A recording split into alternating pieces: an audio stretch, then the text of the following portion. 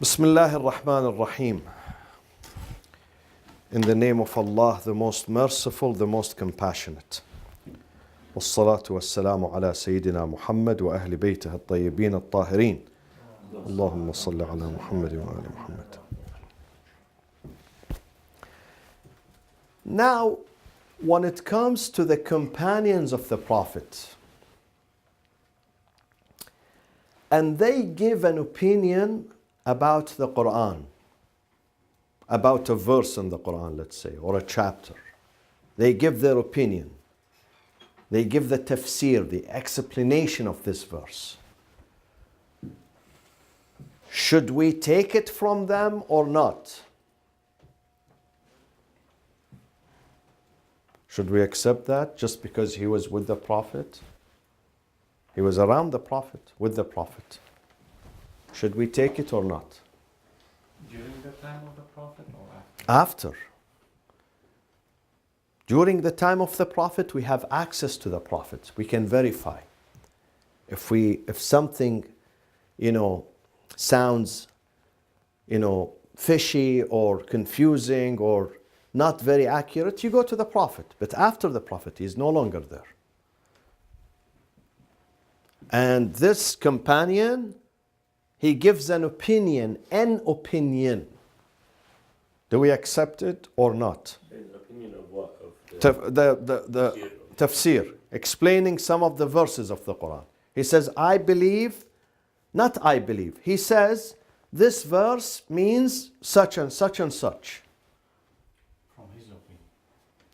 Hear the point, yes.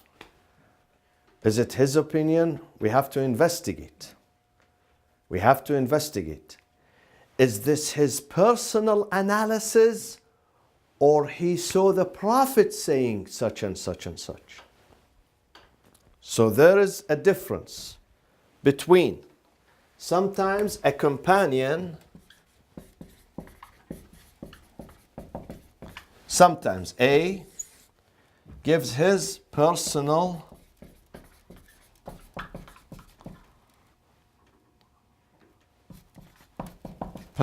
analysis. Sometimes B, he's reporting.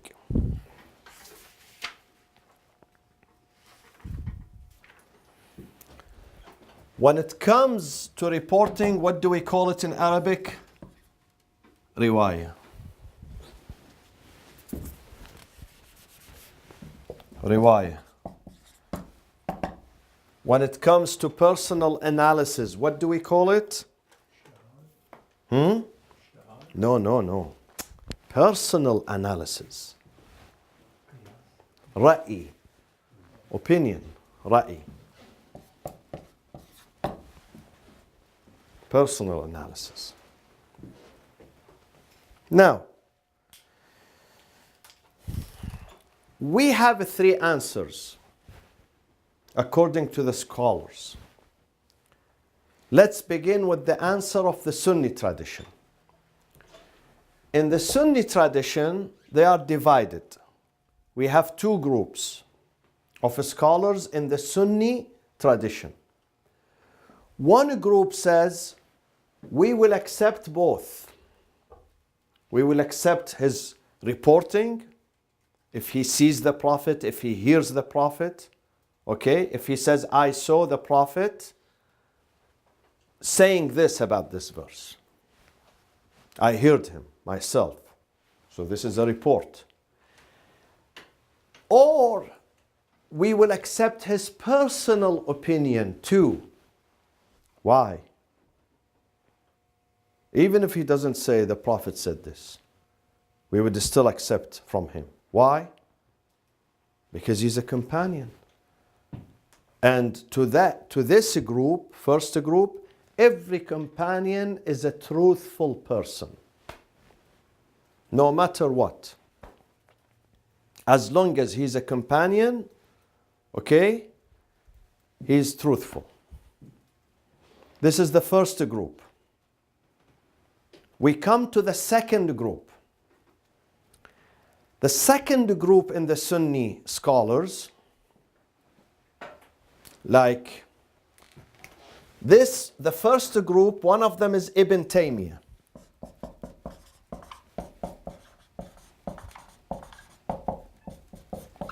Ibn Taymiyyah.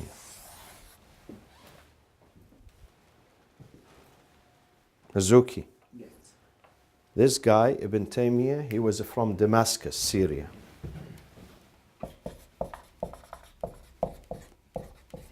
And he lived 700 years ago. Okay? And he believed in violence. Violence. Killing others. This guy. He's one of the pioneers of violence in Islam. Do you know ISIS? Do you know Al-Qaeda? They follow his tradition. This man. He lived 700 years ago. So he says, both are legitimate. Others, they say no. What is legitimate is the reporting, the riwayah. But the second group in the Sunni tradition. So definitely when a Sahabi companion reports, then we would accept that. But when he gives personal opinion, he might be wrong. Because this is his impression, not the impression of the Prophet. It's not the impression, though he was with the Prophet, but he didn't hear it from the Prophet. If he hears it, then it is reporting, we accept. But if he says, this is my impression, has nothing to do with the Prophet, then in that case, we have to be careful. So the second group, they accept the reporting, but they don't accept the personal analysis. Do you follow me on this? Whereas the first group, they accepted both. They accept the reporting the second group no matter what, and without checking background. They believe that every companion It's truthful. is truthful. In his report. Because he is a companion. Once you call him companion, then you are giving him immunity against lies. So automatically he becomes truthful and honest. So we have to accept what he says. Not only that, today most of the Sunnis, Sunni tradition, they believe all the companions who were around the Prophet, which was over 100,000. Over 100,000 people were around them. All of them are, they call them udul. Udul, it means just. They are just. They don't commit any mistake. No mistake. They are perfect. They are perfect, and you can trust them. You can listen to them. You can follow them. Udul.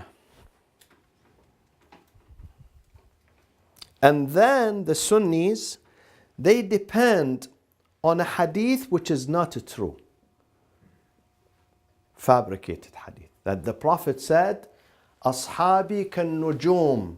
My companions are like stars in the sky.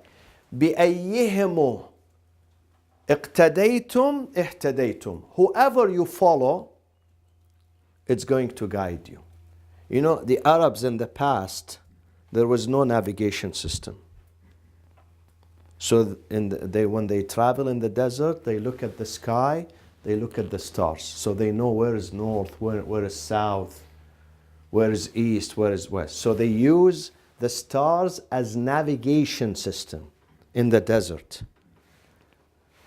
So they say, the Prophet said, my companions are like navigation system. Whoever you follow, it will get you to your destination. But this report is baseless. It's not true. Someone who lies he fabricated it. He attributed this to the Prophet, but the Prophet never said this. Do you follow me, Mizuki? If you don't get anything, let me know so I can repeat that and explain it. Mizuki, you are like those Arabs who used to come to the Prophet and ask him, and the rest of the companions, they would listen. So you are making their job easier. By asking. I was gonna say that. Okay. Now they use reporting, the Arabic term of it is musnadan ila nabi. Musnadan ila nabi. Meaning that the story that they are giving, it is linked to the Prophet. This one, when we said reporting. What does reporting mean, Mizuki? It's just what the Prophet actually did was it. Exactly. So if a companion saying something on behalf of the Prophet, it means that his story is linked to the Prophet. That he saw the Prophet, he heard the Prophet saying. So the Arabic term for it is musnad. Do you know why some of the books are called musnad? Some of them are sahih. Some of them are musnad Ahmad ibn Hanbal. Why they call it musnad? Because Ahmad ibn Hanbal says every hadith here is connected to the Prophet. I find the chain of narrators until I link it to the Prophet. They call it musnad. Musnadun ila nabi, it means. Attributed to the Prophet. Okay?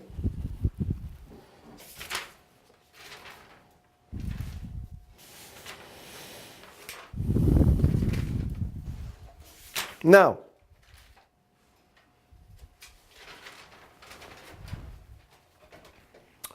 so we mentioned the opinions of how many groups? 2. Atiyah. 2 groups from what tradition? Sunni. The first group, what does it say? We accept They accept both. The reporting and the personal opinion, the analysis, personal analysis. The second group says we accept only the reporting. But the personal analysis, he could be wrong. He could be wrong. Because he didn't hear the Prophet. So this is the Sunni tradition. We come to the Shia tradition. What is the opinion of the Shia on the tafsir of the Sahaba? When the Sahaba gives tafsir of the Quran. Their personal opinion doesn't count. Exactly. Personal analysis does not count. Because it could be right and it could be what? Wrong. But we have to take the more difficult case. The worst case. The worst scenario. Which is it has to be right. Unless I make sure that this is right, then I can't take it. Unless it is supported by an evidence that this personal opinion is right, if there is no support, then I can't take it. So when it comes, the Shia believe, the Shia tradition, they believe when it comes to the personal analysis of the companion of the Prophet, we don't accept it. It is discounted. How about reporting? If one of the companions says, I heard the Prophet saying such and such about this verse in the Quran. Do we accept that or not? Mizuki, what do you think? What did the Sunnis say about this reporting? What did they say? Both groups accept reporting. But one group accepts personal analysis. The second group does not. Now the Shia, when it comes to personal analysis, they don't accept. Because it could be right, it could be wrong. But I don't know. So unless I know 100% it is right, I cannot accept the personal analysis. Because the man, his analysis could be right and it could be wrong. So I can't accept personal analysis. When it comes to reporting, does the Shia accept like the Sunnis or they don't accept? It depends. It depends. It is conditioned. It is conditioned. There is a condition. It is conditioned. If the companion is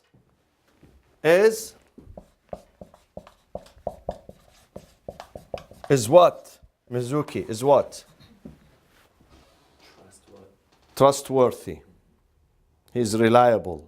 He's honest, then they will accept. They will accept his reporting. But if he's non-trustworthy,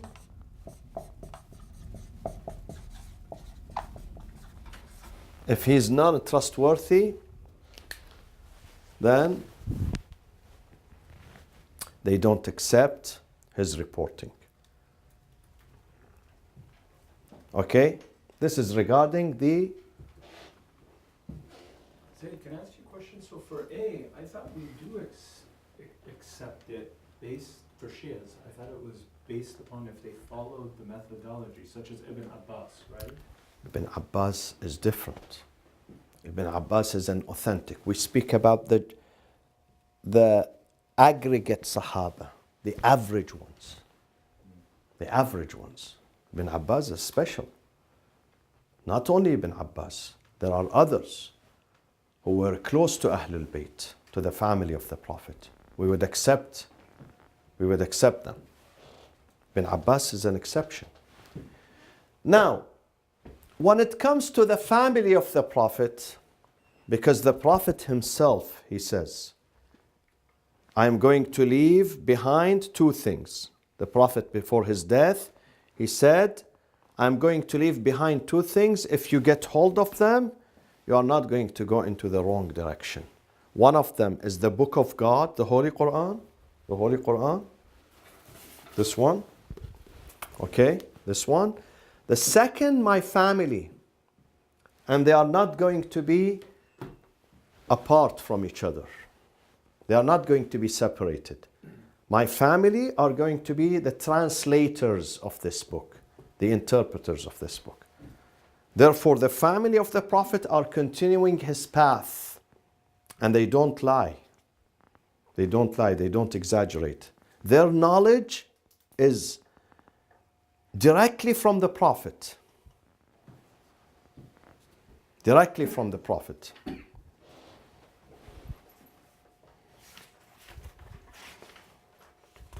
So what we said about the companions does not include what?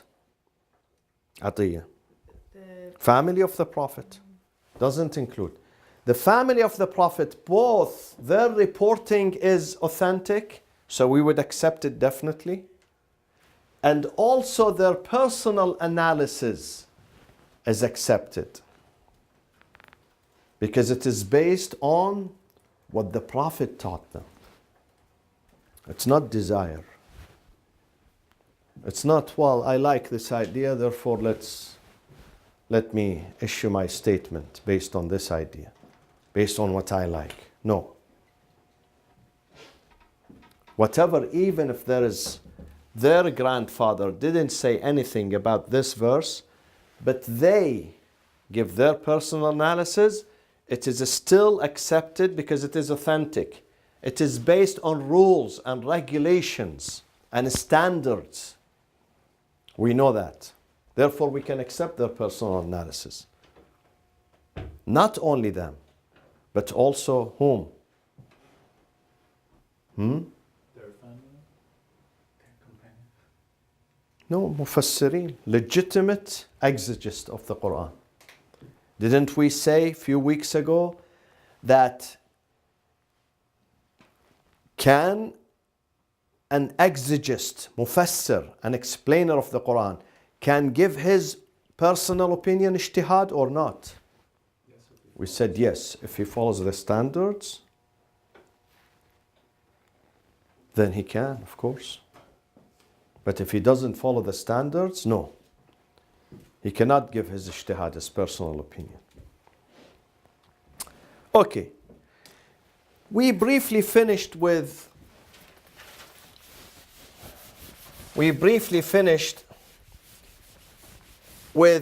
the first generation. First generation, those who were with the Prophet are called first generation.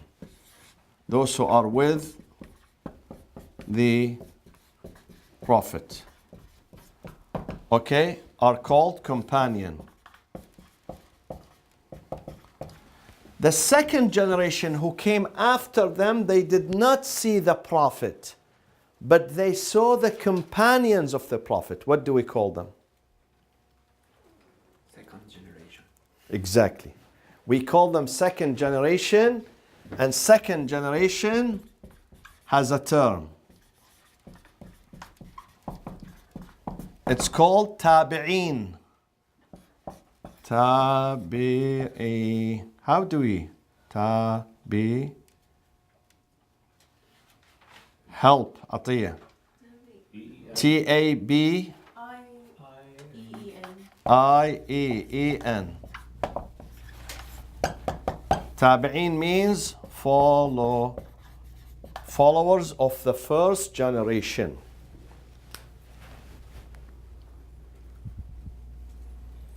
Now, Mizuki, Yes. Qur'anic sciences and the explanation of tafsir means explanation of the Quran expanded during the second generation, much more than the first generation. Why? What was the reason? Expanded. Because it's more broader. Because How more broad? I think the second generation has much more numbers. Exactly. You are smart.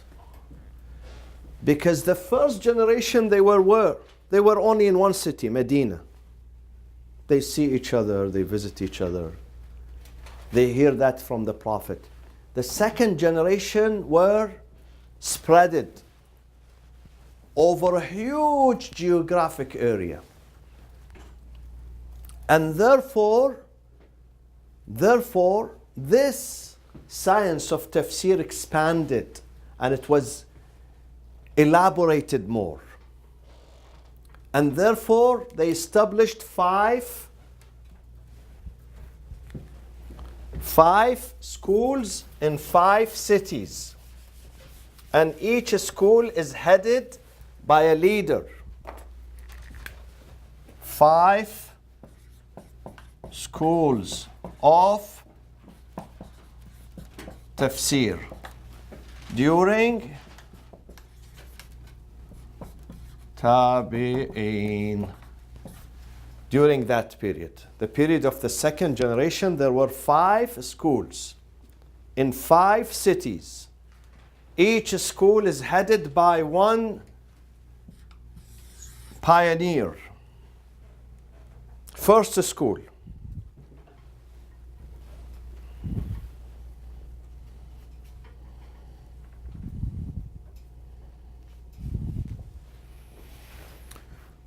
Where was the first school? What was the first city in Islam? Mecca. So the school, they call it the school Madrasat Mecca of Mecca. And who was the leader of that? Who do you guess was the leader? Specialized in this field. Specialized. Dedicated to this field. Was Imam Ali included in it? Imam Ali is like the Prophet. Imam Ali, he inherited the knowledge of the Prophet. But he was not known as Mufassir. Mufassir is when you specialize. Imam Ali was knowledgeable in every field. And he was the mentor, he was the teacher. And he groomed students. So now we are speaking about the second generation. who came after the Prophet. And they established a school, and they started, after the departure of the Prophet, they started grooming students too. Ahlul Bayt was included in these? No. See, Ahlul Bayt, They were other, they are the supervisors from above. so Ibn Abbas was. Abdullah ibn Abbas. Abdullah, Wasn't he in Medina, say? I will tell you now. Ibn Abbas. When did he go to Mecca? When did he go back to Mecca? This is way after the departure of the Prophet. He went back to Mecca after being in Kufa with Imam Ali. You know, when Imam Ali moved to Kufa, he moved with him. And then Imam Ali appointed him the governor of where? While Imam Ali was in Kufa, he sent him out of Kufa. As a governor of where? No, Damascus was Muawiyah. He would have murdered him. Basra. And then after the martyrdom of Imam Ali, when Imam Ali was killed in year 40, Ibn Abbas returned back to Mecca from year 40 until when? Do you remember? Until 68. He was in Mecca. Until the day he died. He died in Ta'if, just outside Mecca, near Mecca. So he was there. So he established this school for almost 3 decades. And he groomed, and he was the #1 student of Imam Ali. And by this time, he was well known as being an expert in tafsir until he died. Unrivaled. Ibn Abbas was unrivaled, #1. #1. Because he puts all his effort on learning the Quran and the sciences of the Quran. From Amir al-Mu'mineen and from others. We said that he would, when he know that someone really has something important, he would go knock at his door. Even if he doesn't open the door, he would sit there. He will wait for him until he opens the door, comes out, and he will document, he will scribe. He would ask him and he will scribe it. If you open today the tafasir, you will see these names. Mujahid, Ata, Akrama. These are his students. Mujahid. Ata is similar to Atiyah. Ata. Okay. Akrama. Akrama. Not akramaha. Akrama. Ain. Those are some of his students that were trained at the hands of Ibn Abbas. Where? In Mecca. And also Sa'id ibn Jubair. Sa'id ibn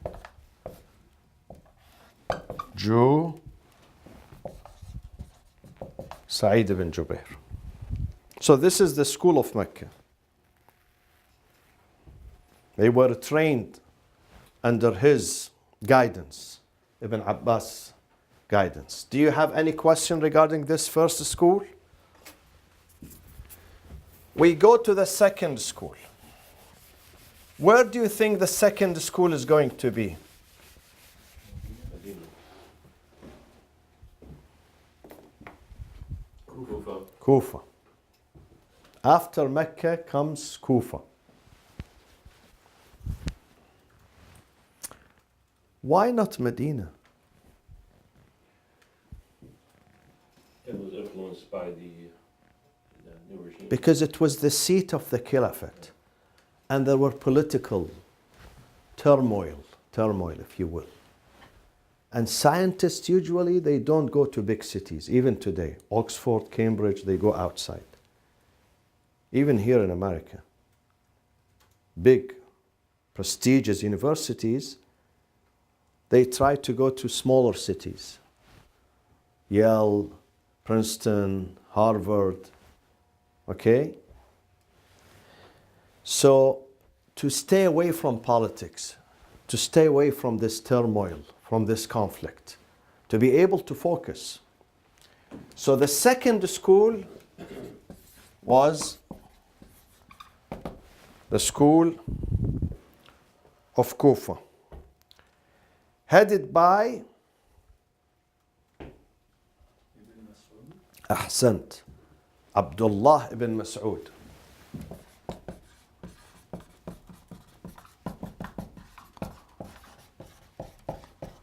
Very noble companion of the Prophet, very noble companion. Very close to the Prophet. What was his nickname? What did the Prophet call him? Habr al-Ummah. No, Habr al-Ummah is Ibn Abbas. Beside, the Prophet did not call Ibn Abbas Habr al-Ummah because Ibn Abbas was only 12. So he was not scholar yet. The Ummah called him Habr al-Ummah. Abdullah ibn Mas'ud, see, I'll give you a tip. His first name is Abdullah. Abd. So what would the Prophet call him? Was it Abd? Ibn Abu Ummah.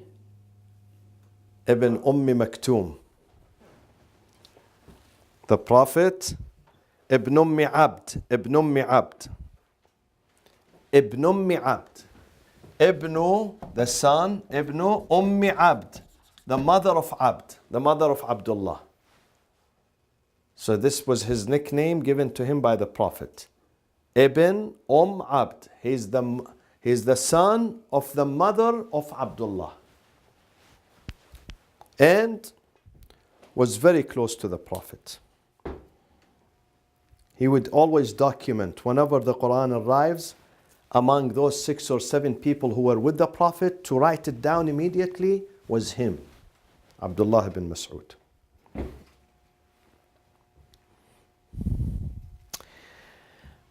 What time did he go to Kufa, you think? With Imam Ali. Before Imam Ali. He left Medina during the time of the second caliph, Umar ibn al-Khattab.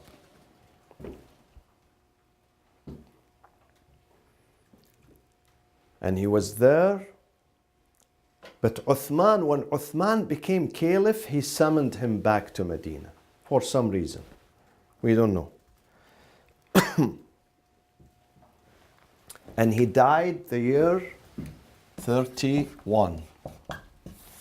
Year 31. And also he groomed some students. One of them is Alqamah, one of them is Masruq, one of them is Ubaidah. These are the names of his students in the school of Kufa. That was the second school. The third school, where was the third school? No. Don't bypass Medina. Medina.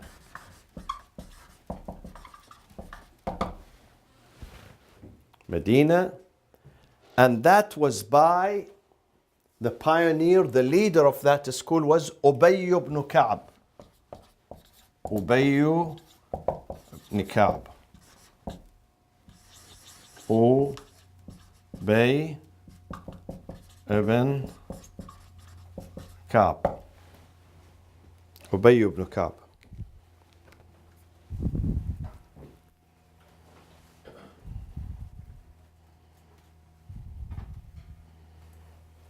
And they write about him.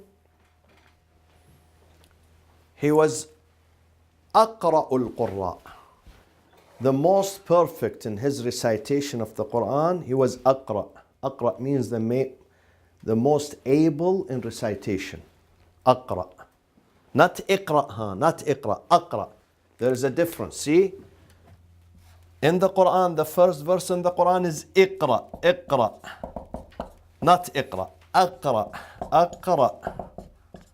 Aqra means he's the most able in recitation. His pronunciation was the most perfect, this guy. And he established the school of teaching the Quran and teaching the meanings of the Quran in the city of Medina. And he died the year 30. Who was the governor? Who was the caliph in that year? Year 30. Uthman, ahsant. During the time of Uthman. Because Imam Ali became caliph in 35. 35, 5 years later. And also he groomed many students. And he focused on teaching the Quran, whereas many companions at that time were busy with other things, unfortunately. They were busy.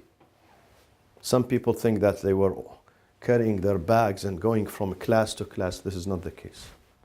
They were walking in the malls. Believe me, this is not exaggeration or a joke.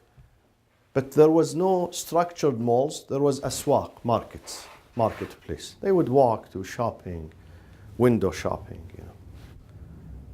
Because Abu Huraira, when they asked him, Abu Huraira, how did you narrate well over 5,000 reports from the Prophet in this small period of time? He said, yes, of course. Small period of time. Are you surprised? They said, of course. There were people with the Prophet 23 years and they narrated 300, 400. But you broke the record well over 5,000. Yes. So was Abu Hurairah an actual person? Yeah. Real person, not 100%. fictitious. No. Okay. Real person. Yeah. Abu Hurairah ad-Dusi, his last name. So he said, yes, of course, I was there for 3 years. But I overpassed those who were with him for 23 years. They said, how? He said, because others, شغلهم, kept them busy, الصفق في الأسواق, walking in the markets. They didn't study. But I focused. I invested my time listening to the Prophet and reporting. Of course, he exaggerates too. He exaggerates. But his excuse was right. When he said others, they were busy walking in the markets, not studying. Only those outstanding people. They were really outstanding. Just like you. How many people we have in the community? Hundreds. But how many are willing to come and study and pay attention and do homework and investigate? 0.5%. Even less than 0.5%. I remember when we started the seminary, many people came. Then they said, Sayyid, too much for me. I can't take it, too much. Sometimes knowledge is too much for certain people. Above their capacity, it's above. And sometimes people have love for it, even if they are busy, full time, but still they make time for what they like. The same thing during the time of the Prophet. So this was the third school of Medina. Maybe the other 95% all know this. Hmm? Maybe the other 90% all know that stuff, only we don't. No. Impossible. Impossible. Because I teach here and I know how many people lack basic informations. Basic, I'm telling you. Basic informations. Okay. Where was the fourth school in importance? Number 4. So what was number 1? Number 1, Mecca. Number 2, Kufa. Number 3, Medina. And number 4? Basra. Ahsant.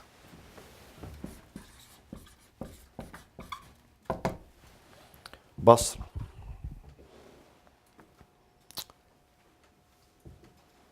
Basra was a pioneer of this school, was someone who had knowledge, but he didn't have piety. What is piety? Piety.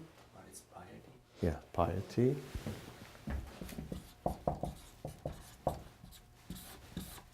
What is piety? Piety is self-control.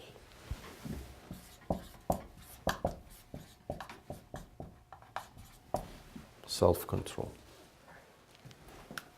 Meaning that sometimes you want to do something bad, but then you say, no, this is not right. This has bad consequences. I'll be in trouble. You stay away from it. This is called self-control. We in Islam, we call it piety.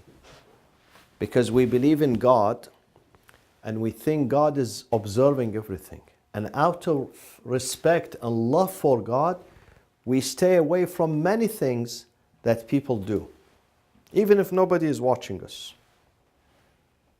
We don't drink alcohol, though maybe many people say this is delicious, this is good, this is healthy, this is, but we stay because God says don't.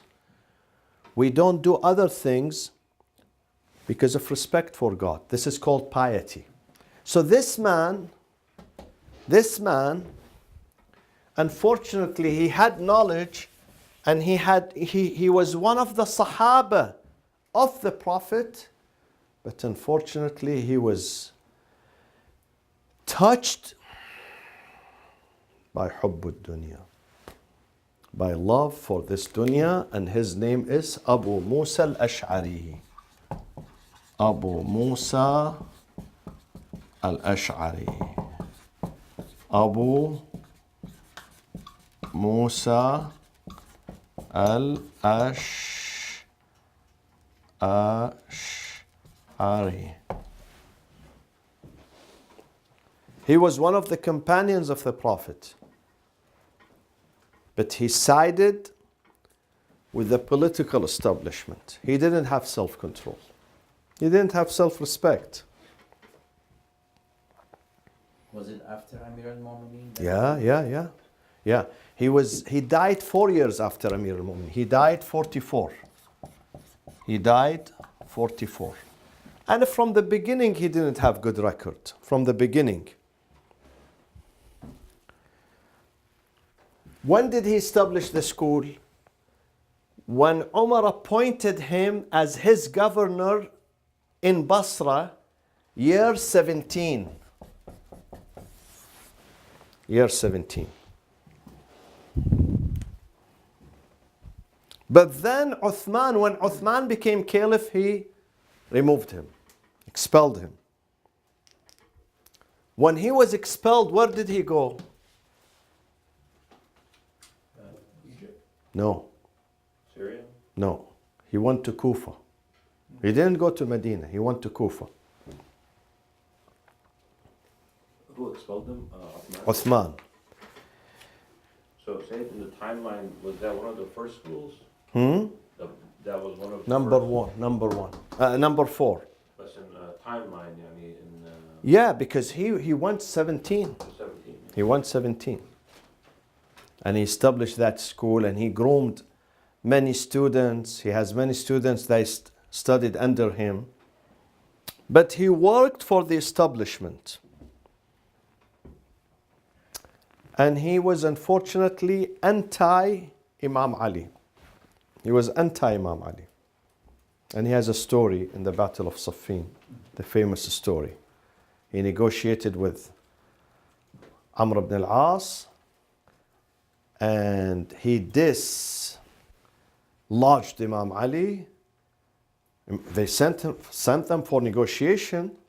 So he said to Amr, I'm going to remove my leader and you remove your leader too.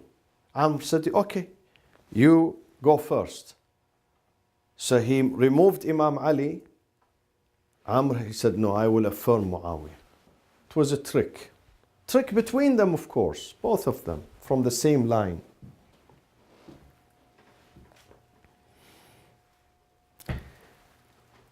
In Islam, we have 2 philosophical traditions. One tradition One tradition believes it is called compulsionist.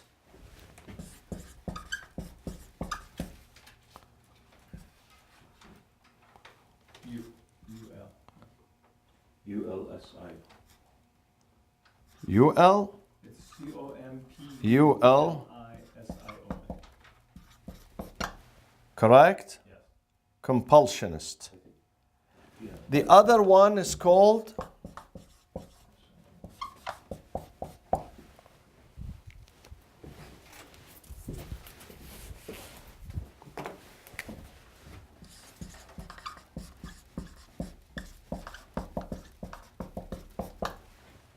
So no H, I think. No H, No yeah. H.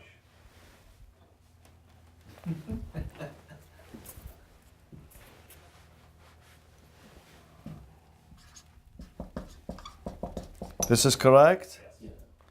Versus free will. Mizuki.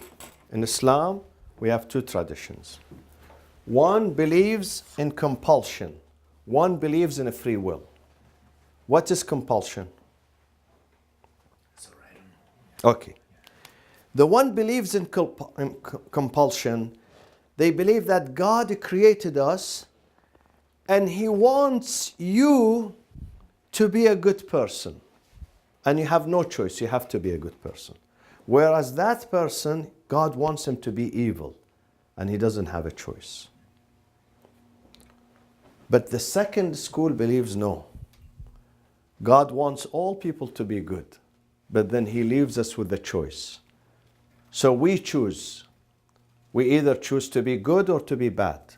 God does not compel us. God does not force us to be good or bad. He doesn't. He doesn't. He would help us to be good, but He would not force us. It's our free choice. This man, he believed in this compulsion. And you know Abu al-Hasan al-Ash'ari? Have you heard of Abu al-Hasan al-Ash'ari? He came 300 years after him. 300 years. He's his great-grandson. Abu al-Hasan al-Ash'ari. Abu al-Hasan al-Ash'ari. Abu al-Hasan al-Ash'ari. Who was he? School of Ash'arite or Ash'ari, and he died 324. See, almost 300 years after his great-grandfather, and he is the founder of the compulsionist. What is it called in Arabic? Atiyah. You didn't study this with Sayyid Mahdi? No, Ash'arite is the founder, but the school, what is? No. The founder, Ash'ariyun. Ijbar.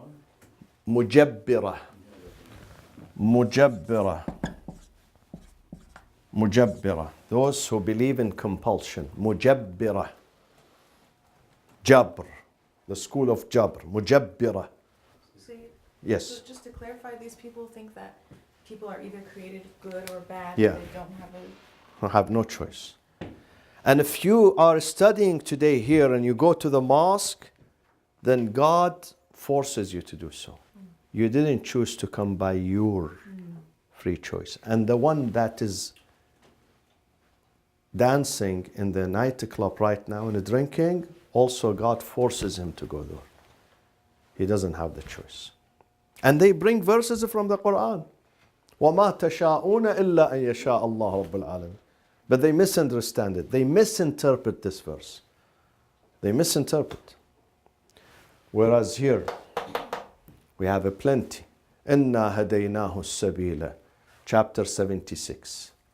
We guided him. We showed him the way. إِمَّا شَاكِرًا. Be it grateful or ungrateful. He has a free will. We have a free will. إِمَّا شَاكِرًا. What was the number of the verse? Which one? This one? Chapter 76, in the beginning.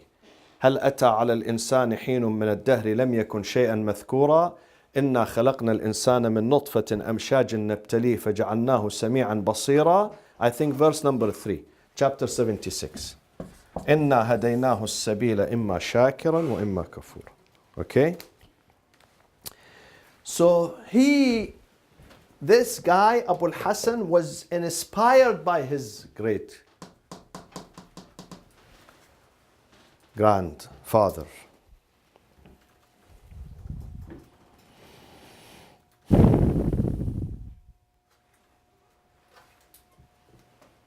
How do we say this?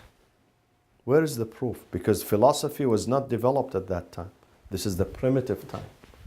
Philosophy developed here in these years. So Maulana, still some school, Yeah, there's some tradition. yeah. Today, The Hanafi school in Saudi Arabia, the Wahhabi, they are Ash'arite. The Wahhabi, they follow this. The Wahhabi, they say you have no choice. God created you. And therefore, and they say, don't wearing seat belt is not good. Because you try to delay your death. You have to accept death from God. So don't wear seat belt. I'm honest. I'm not kidding here. There are scholars, they say you can't wear seat belt. When you wear seat belt, you are saying to God, I don't want to die. So you have to die whenever God wants you to die. Let's take a donkey instead. Yeah, So you shouldn't drive either. you shouldn't. How do we say he's the leader? Because philosophy at that time was not developed into these discussions and deep arguments. It was a primitive time. People only spoke about the existence of God, the Quran, Muhammad, but not about philosophy, free will, compulsion. Because of a discussion between him and Amr ibn al-As. Amr ibn al-As asked this guy, he said to him, do you believe that God will force me to do something wrong and then he will punish me after I doing it? This one said yes. Amr said, how is that? This is not justice. He's forcing me to commit murder and then he will hold me responsible for it?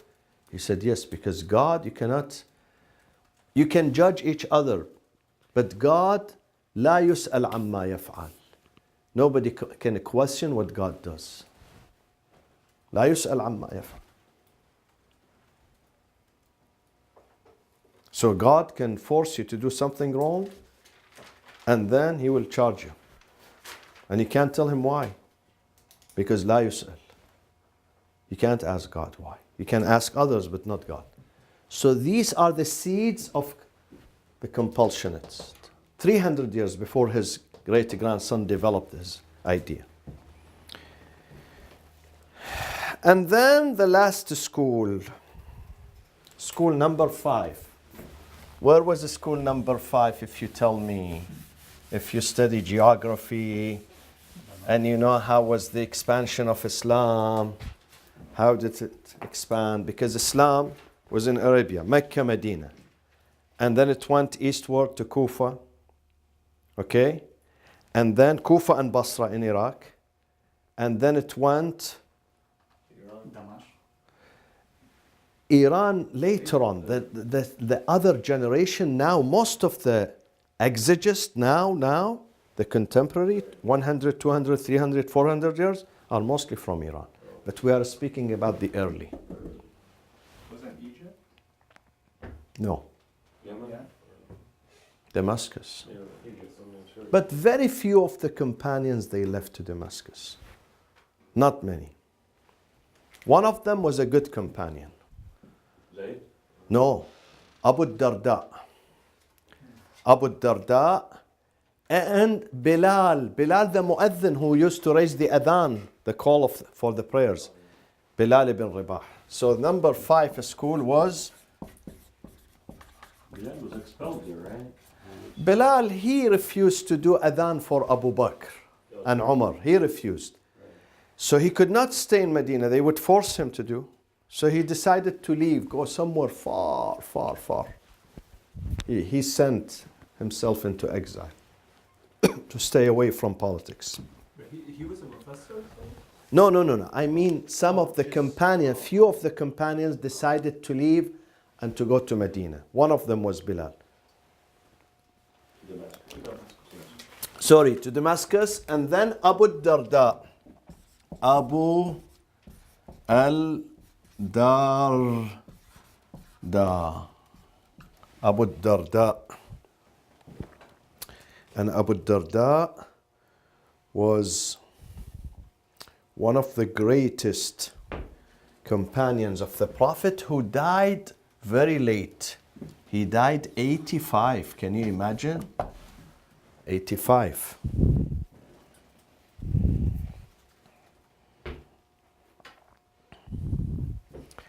And he groomed one of the best mufassir and exegist of the Quran. His name is Sa'id ibn al-Musayyab. Sa'id ibn al-Musayyab. Sa'id, I write it for Mizuki, ibn al-Musayyab, who was killed by the Umayyad dynasty. Sa'id, was one of the leaders who resisted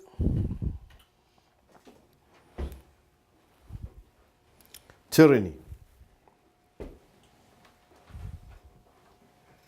What is the name of Abu Darda?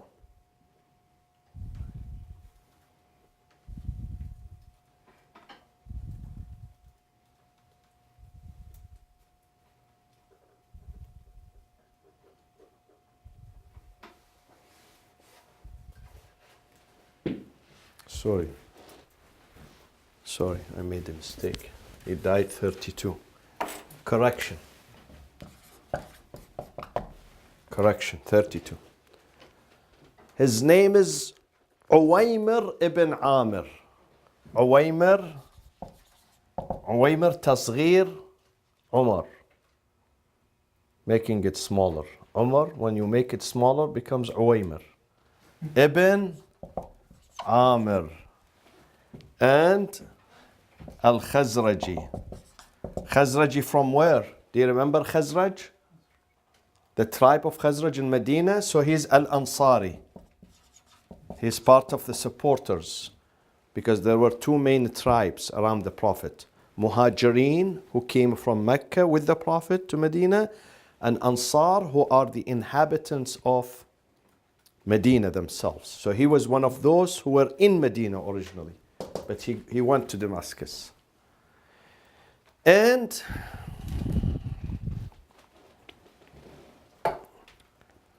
he was pro Imam Ali alayhi salam. He was an authentic man, and he had so much loyalty to Amir al-Mu'mineen Ali ibn Abi Talib. وصلى الله وسلم على سيدنا محمد وأهل بيته الطيبين الطاهرين.